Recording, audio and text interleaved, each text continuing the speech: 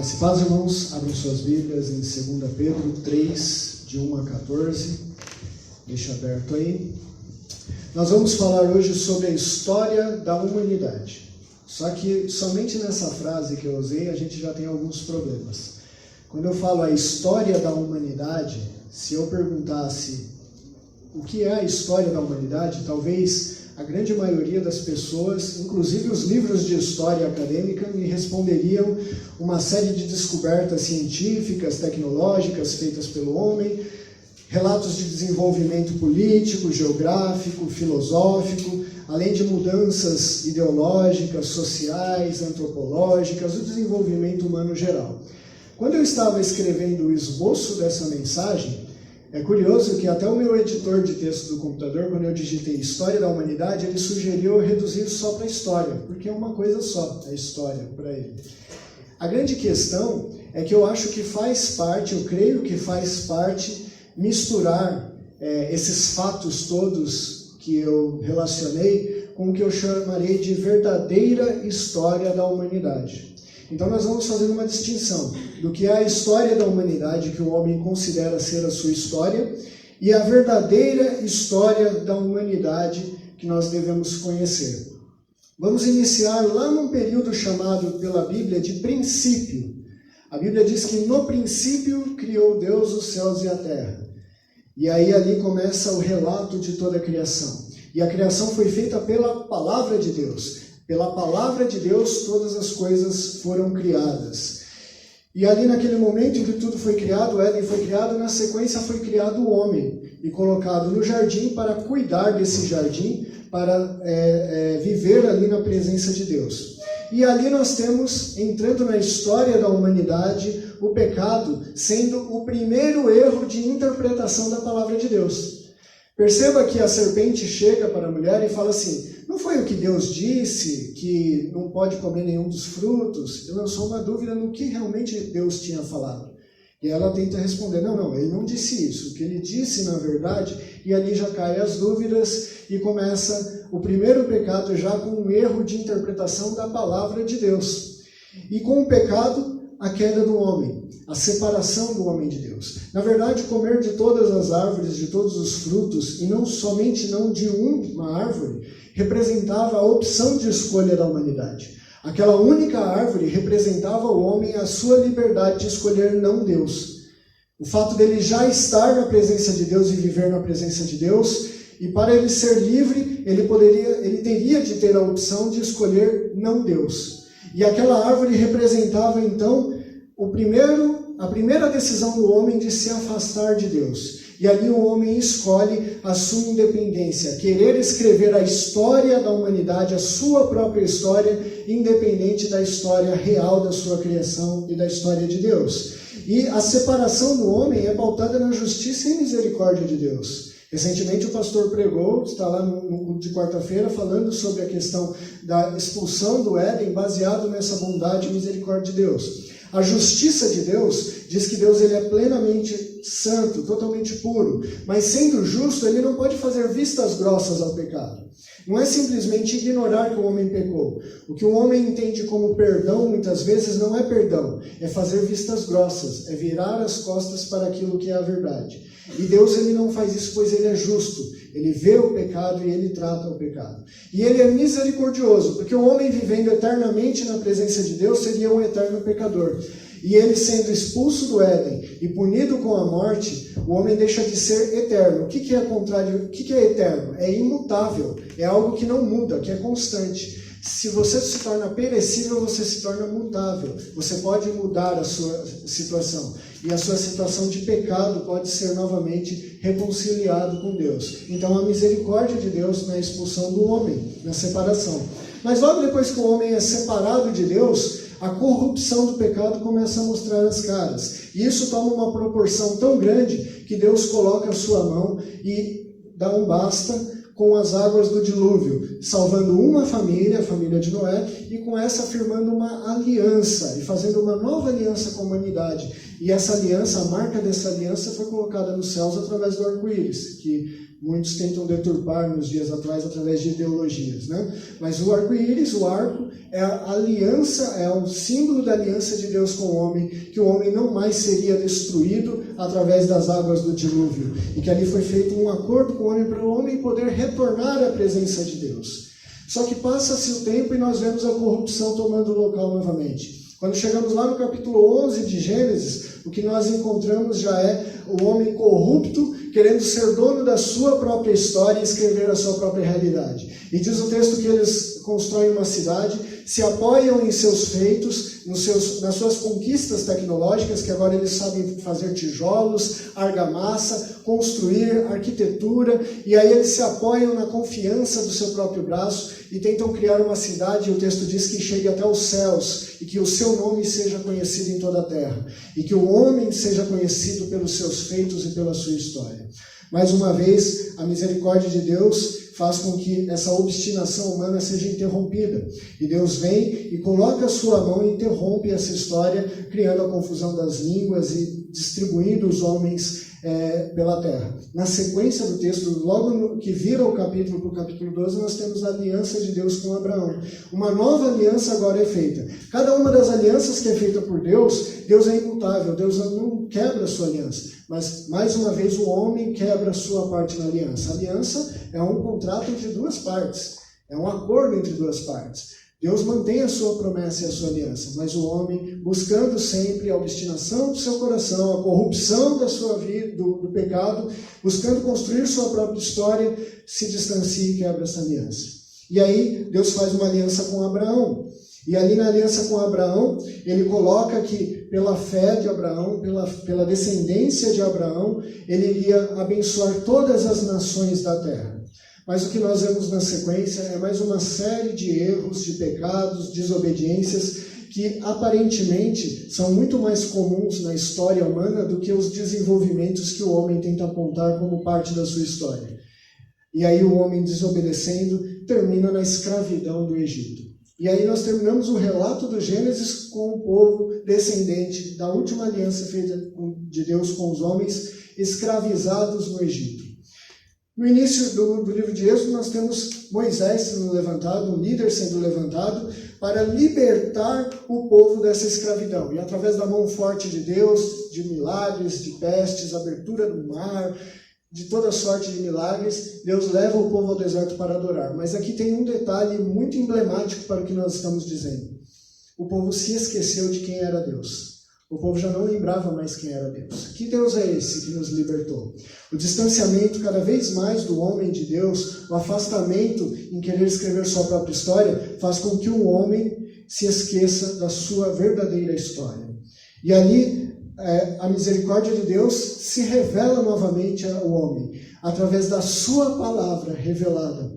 E ali, através de Moisés, Deus revela seu próprio nome e revela a história da humanidade. O Gênesis que nós explanamos até aqui, tudo que nós contamos até aqui, que está no livro de Gênesis, foi entregue a Moisés neste momento, para apresentar quem é Deus ao povo. Este é o Deus que criou todas as coisas. O Gênesis não está dizendo como foram criados, mas quem é o Deus que o povo deveria adorar? Quem é Deus? E quando ele apresenta a Deus, automaticamente ele apresenta a história da humanidade também. Porque ao dizer quem é Deus, nós vemos quem nós somos diante de Deus. E a nossa realidade de pecado e de afastamento de Deus fica muito claro nessa história. Perceba que toda a história a verdadeira história da humanidade que eu relatei para vocês, o distanciamento do homem de Deus, está baseado nessa revelação da palavra de Deus que foi dado no Gênesis. E ali, Deus mais uma vez propõe ao povo uma aliança com a humanidade. E o povo deveria seguir o caráter de Deus, seguir as leis de Deus, agir conforme a vontade de Deus, para que dessa forma todo mundo viesse conhecer este Deus que foi apresentado. Quem era esse Deus e qual era a situação de pecado do homem, como o homem deveria voltar para Deus. E aí nós podemos dar um salto agora na Bíblia e ir lá para a época dos profetas. E lá em Ezequiel, nós vemos que o povo já estava tão distante novamente de Deus, lá no final de sua monarquia, que ele despertava a ira de Deus. E diz que eles zombavam dos profetas e ofendiam a palavra de Deus. E seria irônico, se não fosse trágico, nós observarmos que o povo de Deus estava zombando da palavra de Deus. E aí quando nós chegamos em Ezequiel 12, 21 a 28, os irmãos podem ler depois, nós vemos essa zombaria de Deus ao ponto de terem criado um dito popular entre o povo que dizia: passam-se os dias, perecem-se as visões dos profetas. Eles estão dizendo assim, o tempo passa e as profecias morrem junto com o tempo, nada se cumpre. E aí o próprio Deus fala: que ditado é esse que existe entre vós? Eu farei cessar esse ditado. E sabe o que acontece quando Ezequiel passa para o povo essa mensagem de Deus? Eles fazem descaso da mensagem de Ezequiel. E dizem assim, essa profecia do profeta é para um tempo distante, futuro, não é para os nossos dias. E aí Deus responde: não será mais adiada nenhuma de minhas palavras. Eis que a ira de Deus será decretada. O que é a ira de Deus? É a justiça de Deus aplicada. Se por um lado a misericórdia de Deus é o adiamento da aplicação da justiça de Deus para que nós possamos ser salvos, é a compaixão de Deus pelo pecador, por outro lado a ira de Deus é a aplicação da justiça de Deus. É a adequação do homem pecador à justiça de Deus. E a ira de Deus é aplicada. E aí o profeta Abacuque, quando está reclamando da situação do povo, da impiedade do povo e tudo mais, Deus diz para ele que levantaria os caldeus para destruir o povo, para punir e disciplinar o povo. Sabe quem é os caldeus? A antiga Babel, a nova Babilônia. A mesma origem que nós voltamos lá atrás. Aquele povo que se distanciava de Deus na sua história. E aí Abacuque olha para aquilo e diz: mas Senhor, como pode levantar um povo ímpio como esse para corrigir o seu povo? E aí a verdade mais triste fica expressa, de que toda a humanidade ela está no mesmo barco, de corrupção e de pecado e de distanciamento constante da palavra de Deus. E de que o povo de Deus também tinha quebrado a aliança, assim como Babel tinha quebrado a aliança, estava sendo corrigido pelo mesmo Deus, estava sendo corrigido pelos mesmos motivos. O povo foi levado ao exílio pelos babilônicos. O exílio era ser destruída a sua terra, destruído o templo e ser levado em cativeiro, levado prisioneiro para uma terra distante. Daniel trabalha bastante a vida do povo de Deus sendo levado para a Babilônia. E aí, nessa situação de exílio, anos depois, Deus permite que o povo retorne à terra para reconstruir o templo. Pense, o povo punido, humilhado, disciplinado por um povo ímpio, estava aprisionado, clamando a Deus para que Deus se lembrasse deles. E aí, pós-exílio, o povo retorna para a terra para reconstruir o templo. Liderados por Zorobabel, está lá no livro de Esdras, eles voltam para reconstruir esse templo, para levantar o templo de Deus e restabelecer a adoração no templo. Mas o que o profeta Ageu declara também nos entristece. Diz que o povo retornou para construir o templo, mas bastaram algumas dificuldades e um pouco de passar do tempo, e o povo já estava distraído, cuidando cada um da sua própria rotina, dos seus próprios afazeres, e diz que estavam, inclusive, utilizando o material que era para reconstruir o templo para decorar as próprias casas. Aquilo que Deus dava ao povo para que pudessem servir a Deus, eles estavam aplicando no seu lazer e no seu conforto pessoal, e se distanciando cada vez mais de Deus. E Ageu conclama ao povo para que retornasse à adoração. E aí, na sequência, nós entramos nos evangelhos. E nós vemos que agora Deus toma uma atitude mais dramática ainda. Porque a própria palavra que criou todas as coisas, a própria palavra que foi apresentada para que o povo conhecesse a Deus, a própria palavra que o povo negligenciou, ela se faz carne e habita em nosso meio. A própria palavra vem ao mundo e se faz homem para que possa morrer e ressuscitar e assim vencer o pecado. Perceba, o homem já é corrupto, já é pecador, já tem a morte como punição do pecado. Não somos capazes de pagar o preço do pecado. É preciso pagar o preço do pecado. Não pagar o preço não é perdão, é injustiça, é fazer vistas grossas a uma falha, a algo que aconteceu. É necessário pagar esse preço. Só que o homem por si só não pode, porque quando ele comete o pecado, ele é um homem íntegro, completo, santo, eterno. E agora ele é um homem corrupto, pecador, falho, mortal. Somente um pode pagar esse preço no mesmo valor. Alguém que seja totalmente puro, santo, íntegro e eterno. E aí o próprio Deus se faz homem para habitar em nosso meio e pagar o preço por nós na cruz. E a palavra de Deus derrama o seu sangue. E diz ali em Lucas 24, 27, que Jesus, após ressuscitar, sentou com os discípulos e mostrou em toda a lei de Moisés, em todos os escritos do Antigo Testamento, em todos os profetas, o que tudo aquilo falava dele mesmo e apontava para a própria vinda da palavra de Cristo. E ali, em Mateus 4, diz que quando ele começou a pregar, ele não cessou de pregar que era chegado o reino de Deus e a necessidade de arrependimento.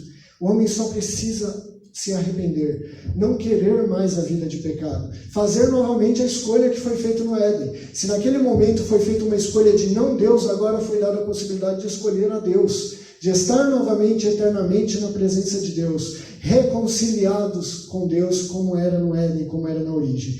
E na última ceia, Jesus anuncia que aquele cálice representaria o seu sangue, que era o sangue da nova aliança feita com Deus. Mais uma aliança firmada agora com os homens. E esta aliança era feita através do sangue de Cristo derramado na cruz, que pagava o preço de todo o pecado. E o homem só precisa aceitar que o pagamento já foi feito.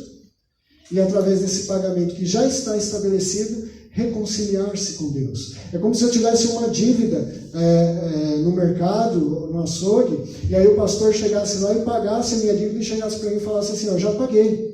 Eu só preciso aceitar e descansar nisso, e ser grato pelo pagamento. Mas a maioria da humanidade faz o quê? Não, eu tenho a minha própria história, a minha história independente da sua, e eu vou pagar a minha dívida, você fique com o seu dinheiro. Essa é a posição de orgulho, de ganância do ser humano, de querer escrever a sua própria história, de constante decadência e não de desenvolvimento. E aí, depois dessa aliança feita com o homem, Deus deixa estabelecido a igreja para pregar essa nova aliança, para anunciar aos homens a palavra de Deus. E aí nós chegamos no contexto do texto de 2 Pedro 3, onde Pedro, agora na era da igreja, traz o seguinte relato para nós, a partir do versículo 1. Amados, escrevo essa segunda carta, em ambas as quais desperto com exortação o vosso ânimo sincero, para que se lembrem das palavras que primeiramente foram ditas pelos santos profetas, e do mandamento do Senhor e Salvador mediante aos vossos apóstolos, sabendo primeiro isso, que nos últimos dias virão escarnecedores, ou seja, zombadores, andando segundo as suas próprias concupiscências, e dizendo, onde está a promessa da vinda? Porque desde os pais dormiram todas as coisas e permanecem tudo como era no princípio na criação. Eles voluntariamente ignoram isto, que pela palavra de Deus, já desde a antiguidade existiram os céus e a terra, que foi tirado pelas águas e no meio das águas subsiste, referência ao dilúvio, pelas quais coisas pereceu o mundo de então, coberto pelas águas do dilúvio.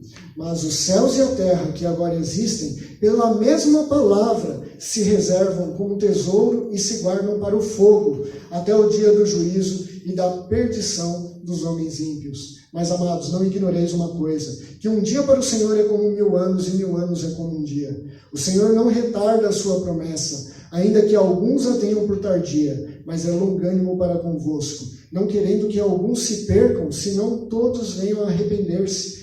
Mas o dia do Senhor virá, como um ladrão na noite, no qual os céus passarão com grande estrondo e os elementos ardendo se desfarão, e a terra e as obras que nela há se queimarão. Havendo, pois, de perecer todas essas coisas, que pessoas vos convém ser santos, trato e piedade, em santo trato e piedade, aguardando e apressando-vos para a vinda do dia de Deus, em que os céus em fogo se desfarão, e os elementos arderão e se fundirão, mas nós, segundo a sua promessa, aguardamos o novo céu e a nova terra, em que habita a justiça. Pelo que, amados, aguardamos essas coisas. Procurem que dele sejam achados imaculados e irrepreensíveis. Percebam uma coisa, uma curiosidade triste, que, igual aos tempos de Ezequiel, o povo de hoje zomba da mesma forma. Cadê a volta do Messias, a volta de Cristo?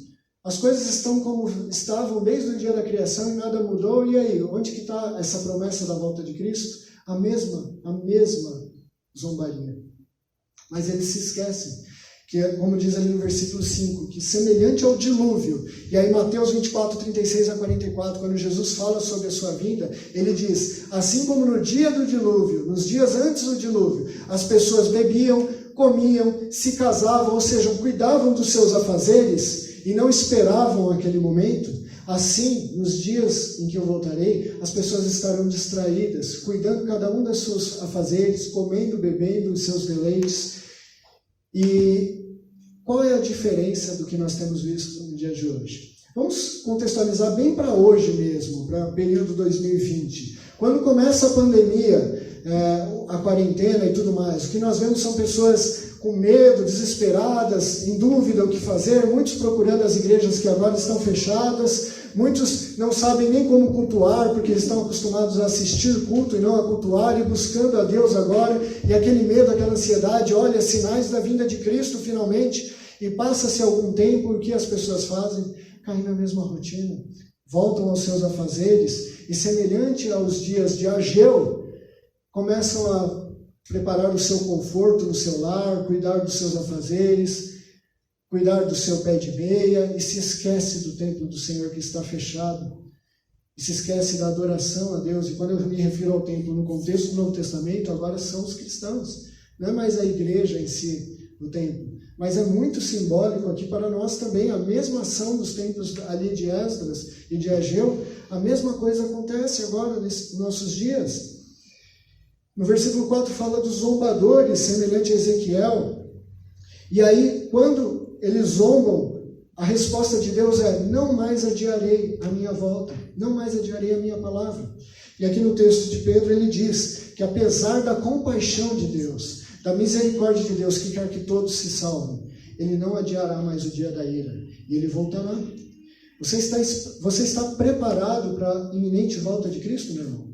Você tem vivido de acordo com aqueles que estão distraídos com seus afazeres diários, cuidando do conforto do seu lar? Ou você está preparado para a volta de Cristo? Você está afirmado na aliança do sangue do Cordeiro? Ou você tem criado a sua própria história e quebrado essa aliança com Deus? Buscado fazer a sua própria história? Como está a sua vida? Analise. Como você tem vivido? Semelhante aos dias de Ageu, semelhante aos dias de Ezequiel, semelhante aos dias do Antigo Testamento. Ele vira, muitos olham para o Novo Testamento e falam assim, Jesus é um Deus de amor, de compaixão, mas param a leitura antes de chegar em Apocalipse, onde é aplicado a ira de Deus para todos aqueles que se desviam da sua palavra, que negligenciam e que zombam da palavra de Deus. Ser cristão é agir de acordo com a palavra de Deus, é viver de acordo com a aliança firmada na palavra de Deus. A verdadeira história da humanidade, ela inicia quando nós fomos criados pela palavra de Deus. Ela continua com a queda ao desobedecermos a sua palavra. Ela se estende por toda a Bíblia, onde a palavra de Deus relata que busca reconciliar-se com o homem. Ela culmina na encarnação da própria palavra em nosso meio, que dá a sua própria vida para nos resgatar. A verdadeira história da humanidade repousa na promessa contida na palavra de Deus, de que Jesus irá voltar. A verdadeira história da humanidade, ela termina diante da justiça divina que revelará a sua ira para aqueles que zombam da palavra de Deus e em conforto eterno para aqueles que ouvem a palavra de Deus. Esta é a verdadeira história da humanidade. A história das alianças firmadas por Deus e quebrada pelo homem. A história da redenção. A história da Bíblia. Amém? Pode deixar. Eu gostaria de pedir aos irmãos que fechem seus olhos, baixem a cabeça. Você que está em casa também. E faça uma avaliação da sua vida. Como está a sua vida? Você tem vivido de acordo com a palavra de Deus? Ou você tem lido, no máximo, a Bíblia e tratado como uma história paralela à história da sua vida, que não faz parte da sua realidade?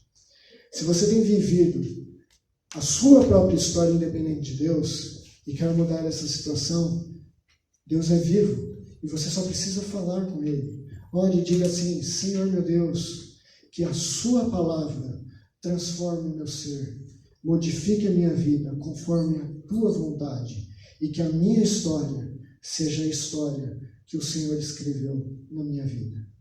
Em nome de Jesus.